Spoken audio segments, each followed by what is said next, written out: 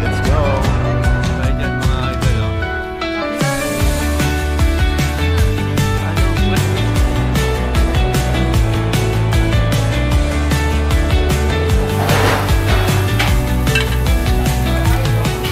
What's up mga idol, no? So up to now andito pa rin tayo ngayon sa airport, no? So namili lang tayo dito sa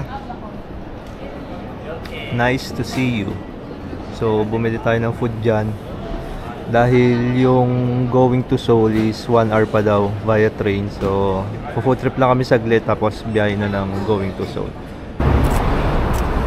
Ayun, so guys, papunta na kami ng ng MRT, LRT or something going to Suwon.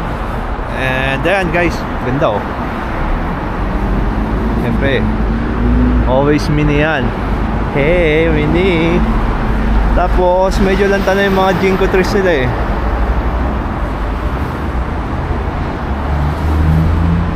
Pero ang ganda pa rin, di ba guys?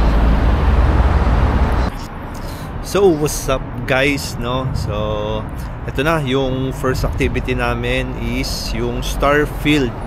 Actually, medyo naligaw kami kasi nga hindi masyadong nag-navigate yung nagkamali kami na sakay. So dito nga pala, ang ginagamit dito guys is yung Naver app. So Naver or Naver, something kung ano yung tawag nyo doon. Hindi gumagana rito, hindi applicable dito yung Google Maps. So most likely pag pupunta kayo ng Korea, mag-download muna kayo ng Naver apps, tapos yun yung gagamitin nyo pang navigate and as well as yung gawin yung map. What up guys? So ngayon nandito tayo ngayon sa Starfield. Actually tapos na rin tayo mag-lunch, no? Dito na rin tayo sa loob ng Starfield Mall nag-lunch. So ito yung sikat na Starfield Library. So as you can see, yung nandyan, ang trending yan is yung 1, 2, 3, tapos gaganon yan. Tapos, so yan yung sikat na trending sa TikTok.